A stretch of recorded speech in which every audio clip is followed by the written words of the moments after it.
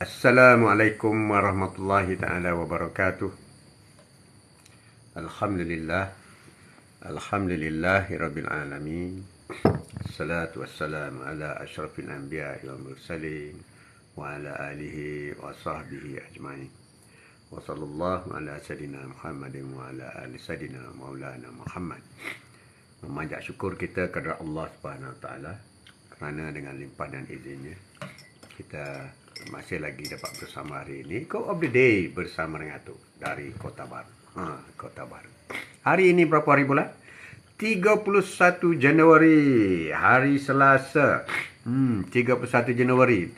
Last day Januari tahun 23. Tahun 23. Minum dulu. Minum. Hari ini minum herba, daun, durian Belanda, kemudian madu, air panas, itulah. Quote of the day kita hari ini, tajuk kita ialah adakah suami menanggung dosa isteri dan anak-anak. Bagaimana nak mencegah, nak pastikan.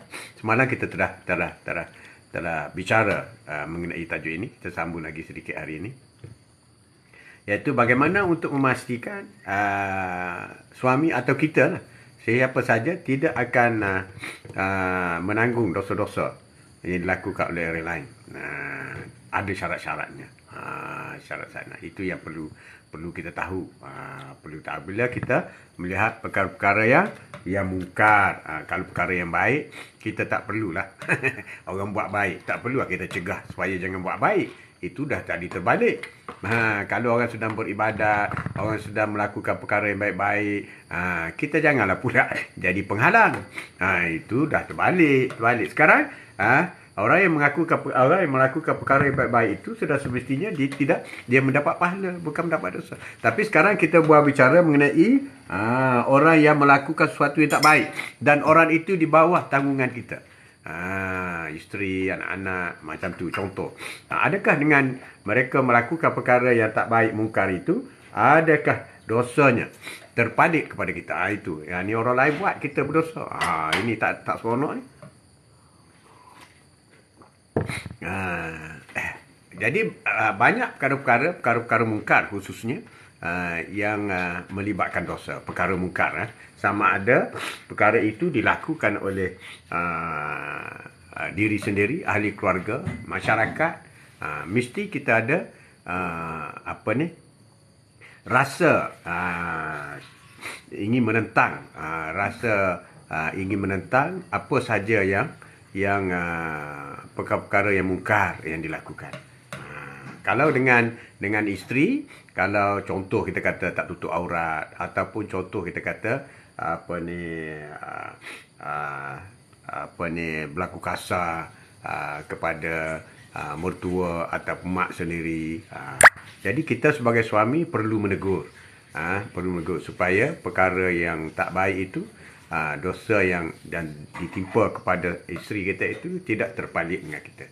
Kalau kita tak tegur, kita akan kena juga. Dia yang buat dia dapat, kita tak tegur, itu yang kita dapat. Ini yang ramai yang tak perasan. Dia buat, dia tanggung sendirilah dosa. Betul, yang dia buat dia tanggung sendiri. Yang kau tak tegur itu yang kau kena. Ini yang kita kena berhati-hati. Kena tegur, kena berani tegur. Berani tegur. Jadi tegur itu ada 3 cara. Ini yang kita nak buat bicara hari ini. Kamu ya, Assalamualaikum dan sahabat duha. Waalaikumsalam kamu. Kamu aku Yaili.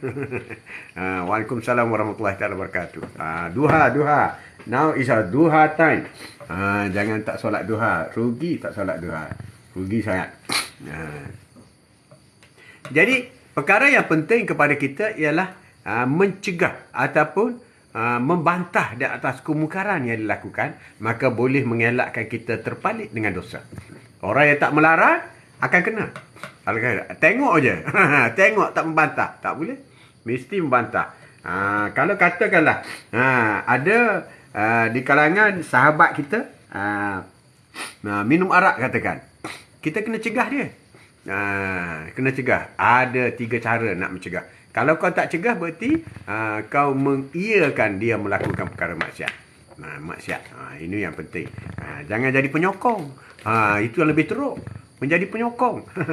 Tak melarang, menyokong. Menyokong lagi. Itu lebih teruk lagi. Lebih teruk.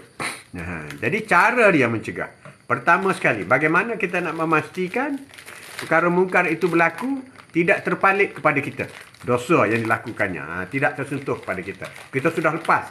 Di pada mahsyar nanti, dalam pembicaraan Maliki Yaumiddin, hari pembalasan, Allah yang menguasai hari pembalasan, hari pengadilan, masa itu kita sudah tidak terpalit lagi dengan perkara-perkara mungkar yang dilakukan oleh orang lain yang telah kita cegahkan, yang telah kita nasihatkan, yang telah kita bantahkan.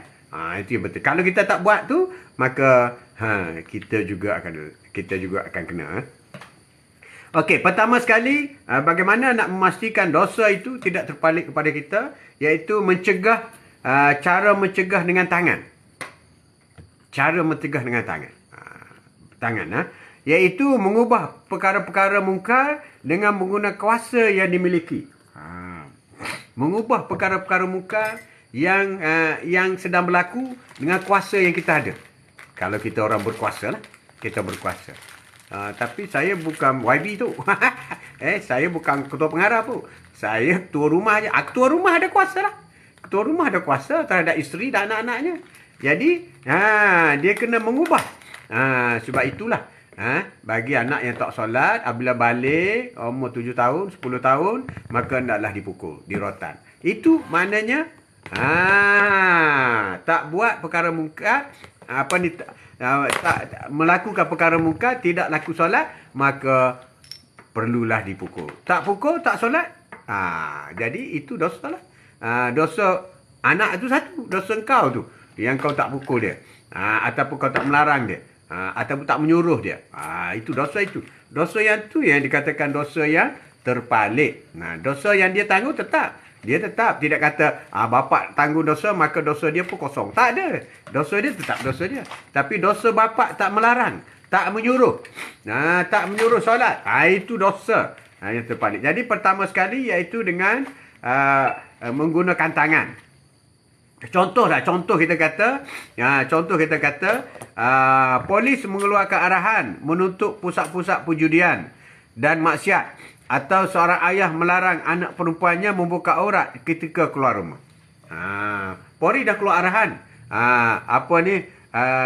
tutup maksiat.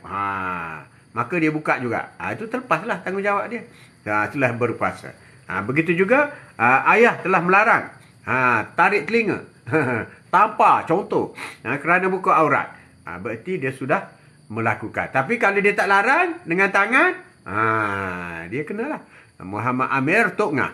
Assalamualaikum Taji. Salam duha. Waalaikumsalam warahmatullahi ta'ala wabarakatuh. Bermakna, kalau contoh kita kata, kalau kita seorang pengundi, kita tangan kita itu, kita kata kita setuju dengan orang itu, dengan YB ke, dengan parti mana ke, dia telah melakukan perkara-perkara yang bukan, maka kita jangan undi dia. Itu dia kata kuasa tangan. Mencegah dengan menggunakan tangan. Itu yang penting. Kalau kita mampu. Tapi kita kena tengok dari segi mudaratnya pula lah. Jadi kalau kita kata, macam polis mengeluarkan arahan menutup pusat-pusat perjudian. Jadi tutuplah. Tapi kalau ada pula orang yang bagi lesen, itu orang lain tanggung lah. Bukan tugas polis lah. Tiba-tiba je pusat perjudian ada lesen. Ada lesen. Kena tanggung lah. Jadi itu sudah terlepas tanggungjawab dia. Tapi kalau pusat perjudian itu tak ada lisensi tapi dibiarkan beroperasi, itu tanggungjawab penguasa. Dia kena tanggung. Begitu juga dengan anak-anak. Anak-anak yang buka aurat, anak-anak yang tak solat, itu tanggungjawab ibu bapa. Dia kena larang, kena suruh dan larang. Suruh kepada perkara yang baik, tak buat dosa. Perkara ibadat yang wajib. Perkara wajib tak buat dosa. Melarang perkara yang mungkar, buka aurat dan sebagainya, atau keluar dengan bukan muhrim, itu mesti dilarang. Dilarang dengan tangan. Mana tara tangan kita mampu buat. Kita mampu buat. Itu contoh yang pertama. Jadi kalau kita tidak mengeluarkan larangan-larangan itu, maka dosa yang dilakukan oleh mereka akan terpalit kepada kita. Ini tak pasal-pasal ni. Tengok anak keluar dengan boyfriend. Allahu Akbar. Itu yang berlaku. Itu yang berlaku. Jadi kita jangan biarkan. Jangan biarkan. Dosa terpalit. Dosa terpalit. Jadi cara mencegah yang pertama ialah dengan menggunakan tangan. Cara mencegah yang kedua supaya ayah tidak terpalit dengan dosa yang dilakukan oleh isteri dan anak-anak, iaitu mengubah dengan lisan. Iaitu mengubah kemungkaran dengan lisan atau percakapan seperti memberi nasihat dan pengajaran. Tapi kalau yang paling kuat tadi dengan tangan. Kalau kau keluar juga, ayah lempang kan nanti kau. Itu kuat tu. Itu kuat. Tapi jangan lempang anak orang, tak boleh pula. Jadi, maknanya dengan lisan ini iaitu dengan beri nasihat, pengajaran. Oi kawan, kau tak elok tahu. Kau apa ni? Kau pergi curi rambutan orang tak elok tahu. Kena nasihat. Jangan berkata pula, kau ambil rambutan orang tu, aku lempang kau. Oi, dia kata kau siapa nak lempang aku? Tak boleh lah. Tak boleh. Jadi mencegah. Itu penting ya, mencegah dengan lisan. Jadi memberi nasihat dan pengajaran. Apabila kita sudah beri nasihat, pengajaran, dia buat juga. Maka apa dosa yang dia lakukan itu tidak akan terpalit dengan kita. Kita lepas. Daripada mahsyar nanti, kita tengok dia sedang dibicara. Sekian hari bulan kau curi rambutan ya. Kau telah dilarang oleh atuk. Tapi kau teruskan juga. Tapi kalau atuk tak larang, tak cegah dia. Kau curi rambutan ya. Masa tu siapa tengok? Atuk tengok. Atuk ada larang tak? Atuk tak larang pun. Atuk tengok aja. Habislah. Habis. Itu makna kita akan terpalit dengan perkara-perkara mungkar ini dilakukan oleh orang lain kerana kita tidak menasihati atau kita tidak menggunakan tangan. Kuasa. Jadi dengan memberi nasihat, teguran, pengajaran kepada mereka yang terlibat dengan kemungkaran agar segera berhenti melakukannya. Segera berhenti. Dan setelah kita bagi nasihat, kita bagi teguran, maka tugas kita sudah selesai. Tanggungjawab kita dengan Allah SWT sudah selesai. Kita sudah terlepas daripada terpalit dengan dosa yang dia lakukan. Kalau tidak, dia akan tuntut kita tahu. Kenapa atuk tahu mencuri ni dosa, atuk tak tegur pun saya? Akan kena tanggungjawab tu. Sebab itu terutama dalam kita kata orang yang paling dekat dengan kita, jiran. Contoh-contoh yang begitu. Jadi kadang-kadang tanggungjawab itu besar. Tanggungjawab yang besar. Okey, cara mencegah yang ketiga. Ni suami-suami juga. Cara mencegah yang ketiga. Pagi-pagi dah semua dah. Iaitu membenci pelakuan kemungkaran yang dilakukan. Kita tengok aja perkara-perkara mungkar laku, kita tak mampu nak menegur, apalagi nak menggunakan kuasa tangan, kita tak ada kuasa. Kita tengok kita tak mampu, maka kita membenci perbuatan itu. Aku bencilah pusat judi ni. Aku bencilah. Aku bencilah kedai ni. Kedai ni jual arak lah. Aku bencilah masuk kedai dia. Jangan masuk lah. Mana kita kena tanam perasaan benci kepada tempat-tempat yang perkara-perkara mungkar. Jual arak dan sebagainya. Jadi, tanam perasaan benci itu dengan cara mengubah. Dengan cara hati. Cara yang paling lemah seorang. Iaitu dalam hati saja. Dalam hati. Kita nak tutup kedai dia, tak boleh. Kita tak ada kuasa. Kita nak pergi robohkan kedai dia, nanti kita kena dakwa pula. Tapi dalam hati kita, Allah, celaka kedai ni. Dia jual arak kedai dia. Contoh macam tu. Kita kena nafikan dengan hati kita. Tapi itulah selemah-lemah iman. Tak apalah lemah pun. Asalkan kita tidak terpalit dengan dosa. Jadi contoh menunjukkan rasa kurang senang terhadap sesuatu perbuatan mungkar dan menjauhkan diri daripada bergaul dengan pelakunya. Kita mulai mengasingkan diri daripada rapat dengan orang yang melakukan perkara-perkara yang mungkar. Ini penting. Penting kepada kita. Ya Noli, Assalamualaikum Ji. Waalaikumsalam warahmatullahi wabarakatuh. Jadi kita mulai mengasingkan diri daripada orang yang melakukan perkara mungkar. Jadi 3 tahap. 3 tahap. 3 bukan 4. 3 tahap. Bagaimana nak mencegah perbuatan-perbuatan mungkar, maksiat dan perbuatan yang dilakukan oleh mereka itu tidak terpalit dosanya kepada kita. Tidak terpalit. Pertama, ialah dengan tangan jika kita ada upayaan. Terutama orang yang berada di bawah tanggungan kita. Sebab itulah jagalah dirimu dan ahli keluargamu daripada api neraka. Jagalah dirimu dan ahli keluargamu daripada api neraka. Ini bermakna tanggungjawab kepada suami. Tanggungjawab itu ahli dia tu ialah isteri dan anak-anak. Jadi kita kena jaga. Kena jaga. Cara menjaganya 3. Paling baik ialah dengan menggunakan tangan. Tangan ni makna kuasa. Dengan kuasa. Tangan ni kuasa. Nak lempang ke, nak rotan ke, apa ke. Itu pulang kepada kita. Itu cara yang terbaik. Cara yang paling kuat. Paling kuat berkesan. Dan mengikut kemampuan kita. Jangan lempang anak orang. Tak boleh. Tak boleh. Dan cara yang kedua ialah dengan menggunakan nasihat perkataan. Nasihat perkataan-perkataan yang baik. Dengan penuh hikmah. Jadi untuk menasihat ini kena bil hikmah. Dengan penuh hikmah. Mana Rasulullah memberi nasihat. Kita beri nasihat seperti mana Rasulullah bagi nasihat. Itu yang kedua. Dan yang paling lemah, yang ketiga, ialah dengan hati saja.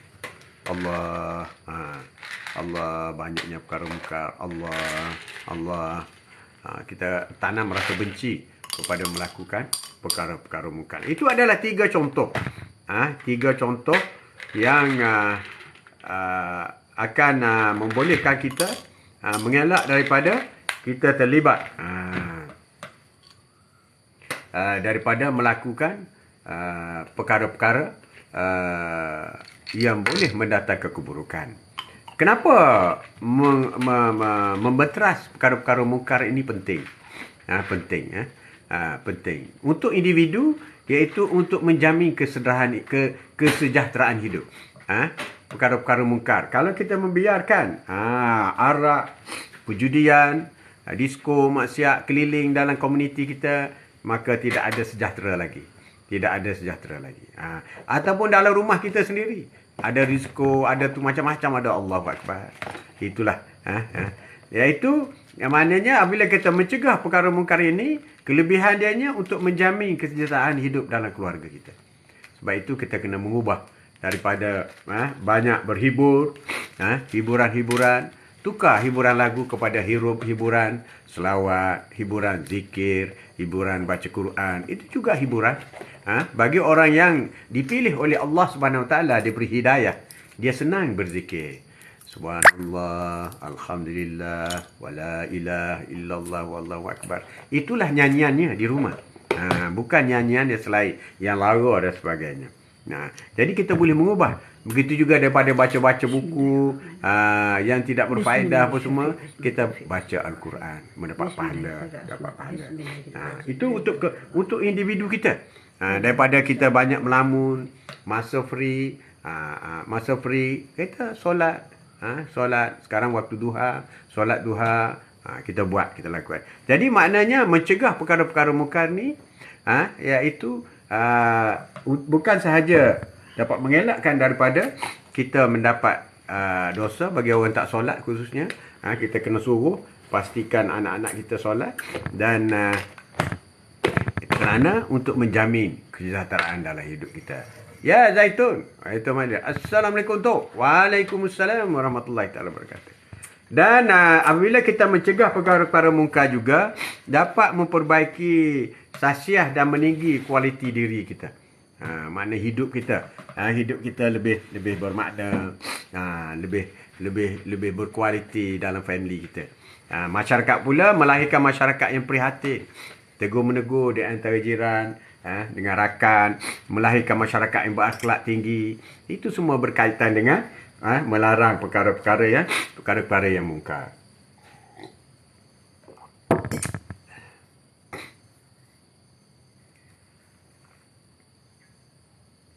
Jadi mencegah kemungkaran adalah iaitu untuk memastikan hidup kita mendapat berkat. Ini juga penting dalam hidup kita. Iaitu menyatakan cara mencegah kemungkaran. Kita kena menyatakan cara mencegah kemungkaran. Macam kita kata tak tutup aurat itu adalah satu kemungkaran. Maka tutup aurat lah. Caranya ialah tutup aurat. Itu kita kena buat. Kita kena lakukan.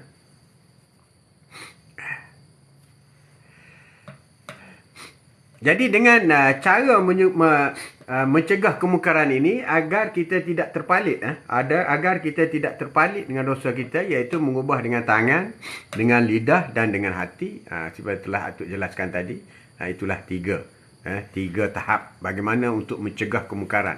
Ni mesti kita kena buat ni. Jangan tak ada salah satu, kena ada. Kena ada salah satu. Salah satu pencegahan ini. Salah satu cara pencegahan dengan tangan, dengan lidah atau dengan hati. Kita kena buat. Kalau tidak, kita akan terpalit dengan dosa yang dilakukan oleh mereka. Jadi itulah yang penting. Okey, sebelum kita menyambung teruskan lagi soal bicara mengenai dosa. Adakah dosa dilakukan isteri, anak-anak ditanggung oleh bapa atau suami? Maka kita bicara lebih detail lagi mengenai cara mencegah kemungkaran. Sebelum itu, kita sama baca surah Al-Fatihah. Dan kita niat pahala Al-Fatihah yang kita baca surah Al-Fatihah ini, semoga Allah sampaikan kepada Rasulullah SAW, kepada sahabat dan keluarga baginda. Hidung dah tak sedap dah. Kepada rakan-rakan, kepada kedua ibu bapa kita, sahabat-sahabat, isteri, suami dan anak-anak, jiran-jiran, guru-guru, rakan-rakan kita dalam Quote of the Day bersama dengan Atuk saban hari sentiasa mengenal Atuk. Sungguh menerima hadiah bacaan Al-Fatihah yang kita baca. Sebenarnya Al-Fatihah. Bismillahirrahmanirrahim. Alhamdulillahirabbil alamin. Ar-Rahmanirrahim. Maliki yaumiddin. Iyyaka na'budu wa iyyaka nasta'in. Ihdinas siratal mustaqim. Siratal ladzina an'amta 'alaihim ghairil maghdubi 'alaihim waladdallin. Amin. Amin insyaallah.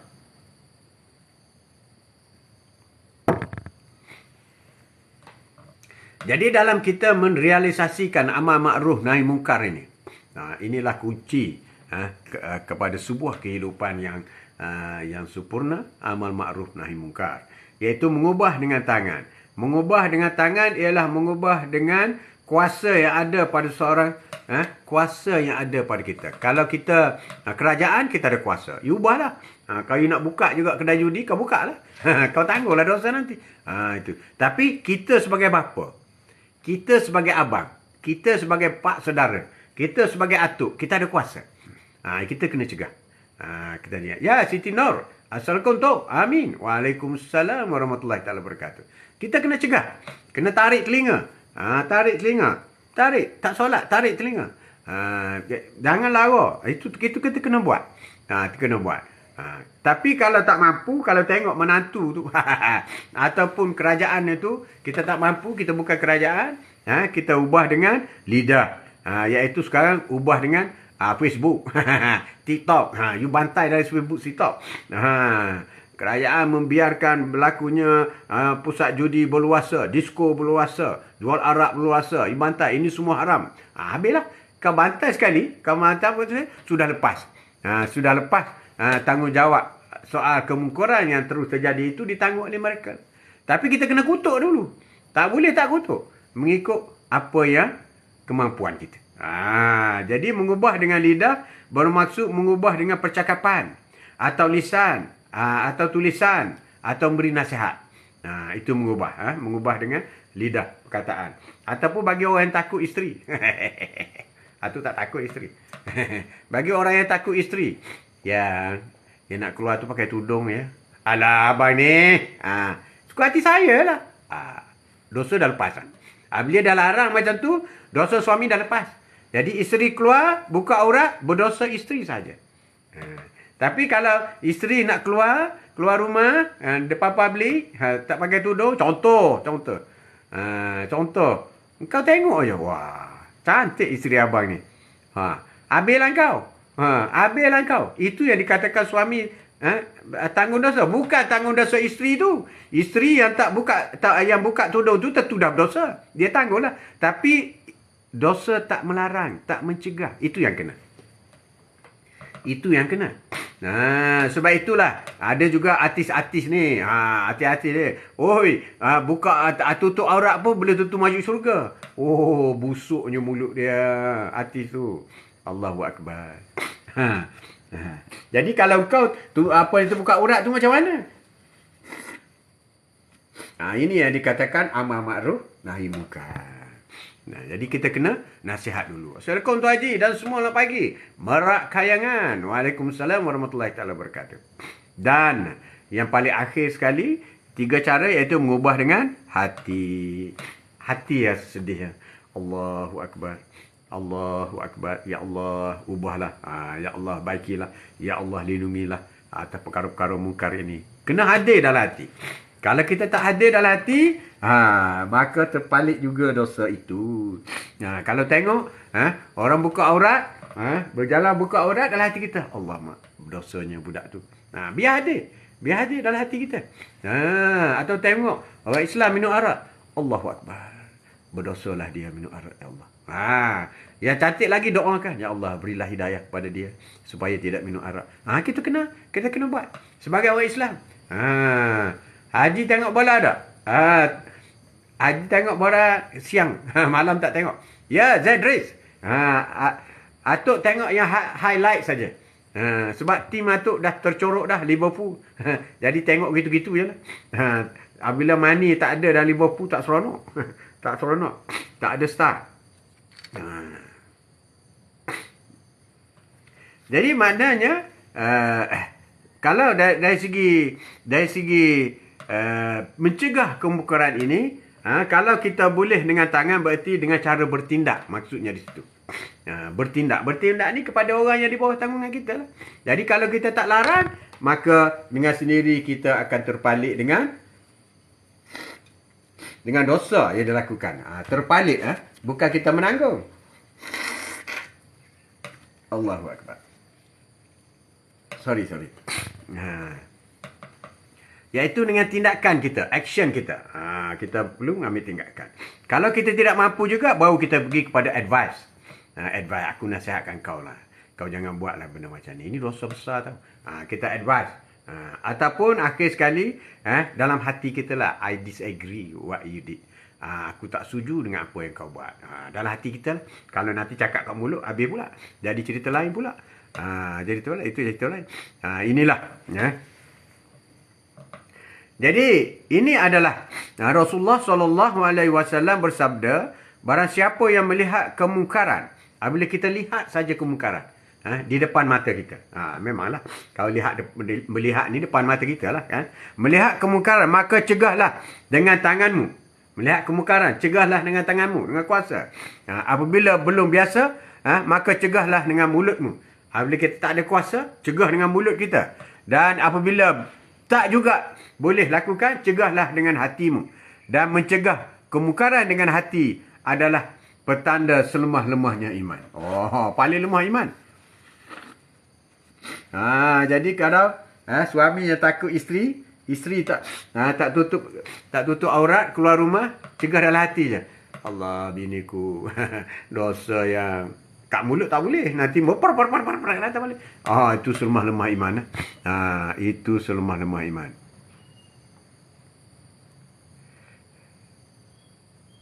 Jadi kemungkaran ini, kalau kita boleh elaborate secara luas sikit, ialah mungkar dari sudut bahasa, perkara-perkara perkataan yang digunakan, perbuatan atau perkataan yang dianggap buruk. Ini juga perlu dicegah. Perlu dicegah supaya tidak terus berlaku. Tidak terus berlaku. Dari sudut istilah, maksud perbuatan atau perkataan yang ditegah oleh syarak atau melanggar perintah Allah. Jadi macam orang yang bermain-mainkan Al-Quran, macam bakar Al-Quran, ada bakar Al-Quran. Dalam hati kita kena kata Allahu Akbar. Perkara mungkar. Kita kena hadir dalam hati kita. Kena ada. Bagi orang beriman kena ada perasaan itu. Perasaan itu. Kalau tak ada bakar Al-Quran, bakar ya. Allah. Jadi nampak sangatlah. Nampak sangat kita ni. Nampak. Begitu juga apabila ada penyaksaan individu tertentu. Ada individu tertentu menyaksa binatang. Kan, menyaksa binatang. Jadi kita, orang yang hati kering, dia tengok je lah. Tengok, ya Allah, sampai hati dia. Macam tu je lah. Sepatutnya lebih daripada itu. Atuk dah baca Al-Fatihah? Dah? Baru habis je? Baru habis kamu. Perbuatan mungkar dapat ditegah dengan iman yang kuat. Untuk mungkar ni orang kuat. Begitu juga orang yang ada kuasa. Dia sanggup melawan apa perkara-perkara mungkar dilakukan. Nak pecat-pecat lah. Orang ada imam, orang tak ada imam, tak ada apa. Hukum mencegah kemungkaran adalah wajib atas muslim mengikut kemampuan. Hukum mencegah kemungkaran ini wajib atas muslim mengikut kemampuan masing-masing. Maknanya kalau kau ada kuasa, kau ubah dengan kuasa. Kalau kau tak ada kuasa, kau nasihatkan. Kalau kau tak boleh nasihat pun tak boleh, maka kau ubah dengan hati. Ubah dengan hati. Maknanya menolak perkataan dengan, sebab itu wajib. Wajib. Jadi kalau kita tak buat apa-apa, maka kita akan dapat terpaliklah dosa itu. Jadi kemungkaran dan perbuatan yang haram dilakukan adalah terbagi kepada seperti berikut. Seperti contoh, tidak menunaikan solat, tidak berpuasa. Ini wajib dalam keluarga kita. Ataupun kita lihat orang lain, tiba-tiba lalu kat kedai kopi bulan Ramadan tak lama lagi ni, 23 Mac kita mulai puasa, tengok-tengok kedai kopi tu penuh orang Islam. Allahu Akbar. Allah. Kita kena cegah. Kena cegah. Itu dalam arti kemungkaran terhadap Allah Subhanahu Wa Taala. Dalam soal ibadat ini ialah kemungkaran kepada Allah. Tak solat, tak baca Quran, tidak sedekah, tidak menunaikan haji, tidak apa lagi? Tidak zikir. Itulah. Itu maknanya termasuk dalam kemungkaran terhadap Allah. Walaupun setengah-setengah tu sunat. Sunat je tak buat tak dapat dosa. Tapi lebih baik buat daripada tak buat. Dan ada satu lagi kemungkaran terhadap manusia. Seperti mengumpat, mencuri, menghina. Itu adalah yang melibatkan manusia. Kalau soal solat, itu melibatkan dengan Allah. Dengan Allah. Jadi dengan manusia ni mengumpat, mencuri, menghina yang berkaitan dengan manusia. Dan kemungkaran terhadap alam sekitar. Kemungkaran alam sekitar. Seperti buang sampah merata-rata, menyeksa binatang, menebang pokok tak pasal-pasal. Itu juga termasuk dalam perkara-perkara mungkar. Jadi kalau tengok budak-budak tak pasal-pasal, tendang kucing apa semua, kena larang. Tak boleh tengok je. Tak boleh kena larang. Jangan dek, jangan. Dosa tu. Kita kena amalkan perkara seperti ini. Itu adalah contoh. Jadi ini bermakna kemungkaran itu melibatkan 3. Iaitu kemungkaran dengan Allah SWT, kemungkaran dengan manusia, dan kemungkaran terhadap alam sekitar ataupun haiwan. Kemungkaran yang kita lakukan. Jadi kita wajib cegah dengan 3 tahap tadi. Tahap pertama, tangan. Tahap kedua, dengan perkataan. Tahap ketiga, dengan hati. Dengan hati. Itulah. Jadi,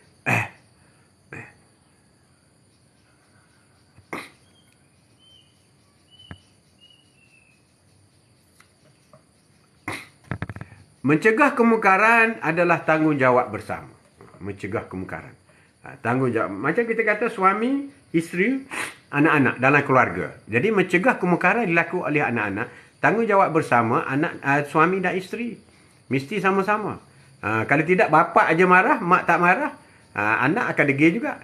Atau mak aja marah, bapa tak marah, anak pun akan degil juga. Jadi kena sama-sama. Kita kena sama-sama. Maksud mungkar yang terdapat dalam hadis ialah setiap perbuatan yang diharamkan oleh syarak, sama ada terhadap Allah, manusia atau alam sekitar. Jadi perkara-perkara yang dianggap bertentangan dengan syarak. Tanggungjawab mencegah kemungkaran adalah wajib atas setiap Muslim.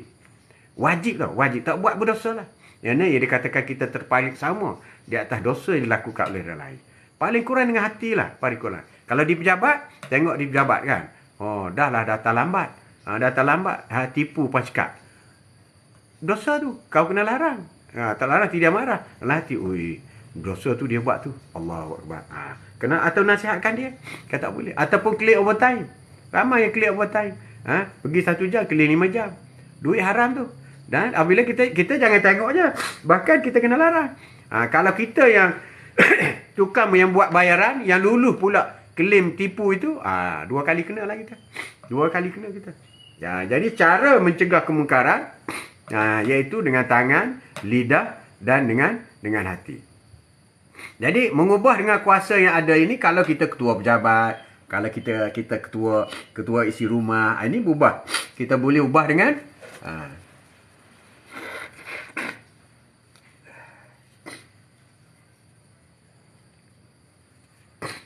kalau kita mengubah dengan tangan ini, kalau kita ketua keluarga, ketua pejabat dan sebagainya. Kalau dengan lidah ini mengubah percakapan dengan perkataan atau lisan, menasihat, bimbingan dan sebagainya. Boleh buat kursus supaya mengetahui dosa pahala dalam mencari rezeki. Dengan hati pula iaitu membenci kemukaran itu. Kita kena benci, kena ada perasaan benci kemukaran yang dilakukan itu. Kemukaran itu. Dan menjauhkan diri daripada tempat kemukaran. Yang pentingnya menjauhkan diri. Kita kena jauhkan diri kita. Maknanya kalau dengan kawan, jangan kawan dengan dia. Kalau tempat itu tempat orang berhimpun buat maksiat, jangan pergi. Jangan join sama. Jangan join sama. Itu yang penting. Itu yang penting yang kita perlu lakukan. Jadi itulah sedikit mengenai bagaimana dosa yang dilakukan oleh orang lain. Amar ma'ruf nahi munkar. Jika kita bertindak mengikut yang digariskan oleh sabda Nabi tadi, iaitu mencegahlah dengan tangan jika kamu mampu. Jika tidak mampu, mencegahlah dengan nasihat perkataan. Jika kamu tidak mampu, bercegahlah hati. Walaupun cegahan dengan hati itu adalah selemah-lemah iman. Tapi tiga-tiga ini adalah membolehkan kita terlepas daripada menanggung dosa yang dilakukan oleh orang lain. Sesuai dengan tajuk kita hari ini, iaitu adakah suami menanggung dosa isteri dan anak-anak? Jika dia sudah cegah, buat juga, dia terlepas. Jika sudah larang, buat juga, dia tidak terlibat. Jika lakukan juga adalah hati dia. Begitu sedih. Suruh solat, tak solat apa semua. Maka pada masa itu, dosa yang ditanggung oleh anak-anak yang tak solat akan ditanggung oleh, dan tidak akan ditanggung oleh bapa. Itu satu jelas. Assalamualaikum warahmatullahi wabarakatuh. Waalaikumsalam warahmatullahi wabarakatuh. Jadi cara pencegahan itu sebenarnya adalah untuk memastikan kita tidak terpalit sama sebagai orang yang bertanggungjawab. Katakanlah contoh kalau kita ketua jabatan. Kita tidak approve mana-mana klaim yang palsu, yang ni kita jangan approve. Marah-marahlah sebab kita kena takut kepada Allah. Takut kalau kena tukar. Tapi berapa ramai? Nanti orang fikir, aku kalau tukar, aku nak kerja kat mana? Rezeki apa aku dah? Dia dah lupa. Rezeki adalah pemberian Allah Subhanahu Wa Taala. Ini orang tak ramai ni. Ya Rasulullah ni. Assalamualaikum tu. Waalaikumsalam warahmatullahi taala wabarakatuh. Jadi, dalam keadaan kita berusaha untuk memastikan kita tidak terpalit dengan dosa. Dalam keadaan seperti ini, iaitu dengan tangan, membenci, menjauhi kemungkaran. Dengan tangan kita membenci, menjauhi kemungkaran, menegur, menasihati dan mengubah dengan kuasa yang ada pada seorang mengikut kemampuan masing-masing. Jika kata ketua mengubah mengikut kemampuan masing-masing. Jadi biasanya golongan yang boleh mencegah dengan kuasa ini ialah seperti polis, guru, pengetua, pengawas, macam-macam lah. Jadi orang yang ada kuasa lah.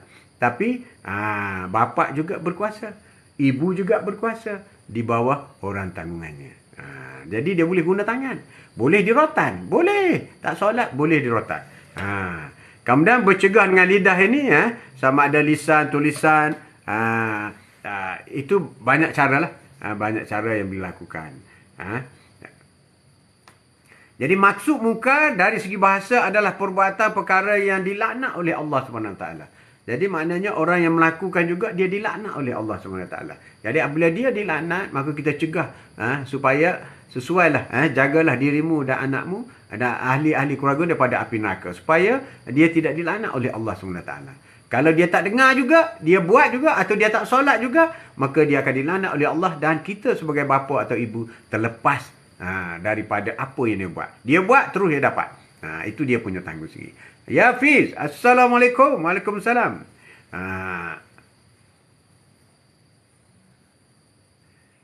Jadi dalam hadis riwayat Muslim ini jelas, hadis riwayat Muslim jelas. Iaitu apabila kita melihat kemungkaran, maka cegahlah. Apabila lihat saja kemungkaran, terus kita kena cegah. Terus kena cegah. Kalau kita ada kuasa, dengan tangan. Kalau tak mampu, dengan perkataan. Itu hanya nasihat. Ataupun yang paling lemah sekali ialah cegah dengan hati. Dengan hati. Jadi legah hati ini adalah semua lemah imam yang kita buat, yang kita lakukan. Jadi itulah yang kita buat bicara hari ini. Supaya Sikit sebanyak orang lain buat dosa, kita tidak terpalit sama. Ini yang sedih ni. Kita seronok dah, solat lagi, baca Quran lagi di rumah, tahajud lagi, duha lagi, sedekah lagi buat. Tiba-tiba di akhirat, oi, kau ada dosa ni, tak selesai. Kenapa? Jiran sebelah kau buat macam ni, kau tak tegur dia. Anak kau buat benda ni, kau tak tegur dia. Jangan bapak aja boleh masuk syurga senang. Anak tak buat ni, akan susah bro. Susah. Pada mahsyar nanti akan tersangkut juga.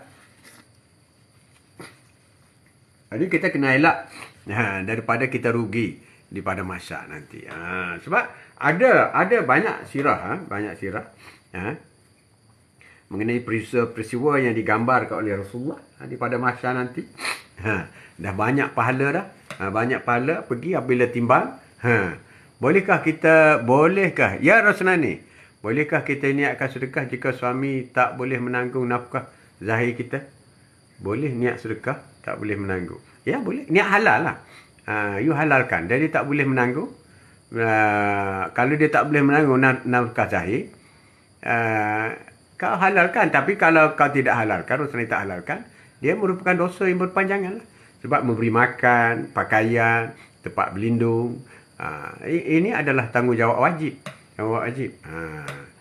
Kalau dia tak mampu 3 perkara ni, dah boleh jumpa kadi lah. Kalau dia tak mampu, boleh selesai. Tapi kalau kita reda dengan sesuatu seperti itu, mungkin dia uzur ke, ataupun dia diberhentikan kerja ke apa semua, kita reda dengan seperti itu. Kita reda. Dia tak jadi sedekah. Sebab itu tanggungjawab dia. Tanggungjawab dia. Sebab dia tak mampu untuk menjadi seorang suami dalam memberi nafkah. Assalamualaikum. Waalaikumsalam warahmatullahi wabarakatuh. Jadi apabila dia tak mampu, dia kena tanggung. Itu berat tu. Berat. Jadi itulah yang kita buat bicara hari ini. Sedikit mengenai tanggungjawab kita. Jadi kita kena berhati-hati dalam kita berusaha supaya kita tidak terpalit dengan dosa yang dilakukan oleh orang lain. Jadi cukuplah untuk hari ini. Semoga memberi sedikit manfaat. Rumusannya, perkara mungkar ini ada 3, iaitu mungkar dengan Allah, soal ibadah, mungkar sesama manusia, dan mungkar dengan melakukan perkara-perkara mungkar dengan alam sekitar dan binatang.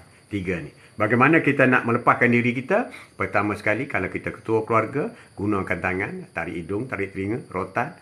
Kalau kita tak ada kuasa juga, kita bagi nasihat. Dengan mulut. Kalau tak jalan juga, paling kurang dengan hati. Kita mencegah dengan hati. Jadi 3 perkara yang melibatkan mengenai perkara-perkara mungkar. Dan 3 juga kaedah untuk kita melepaskan diri kita supaya kita tidak terpalit dengan dosa yang dilakukan oleh orang yang berkenaan itu. Jadi sekian, wabillahi taufiq wal hidayah. Assalamualaikum warahmatullahi taala wabarakatuh. Wallahu a'lam. Sallallahu ala Muhammad. Sallallahu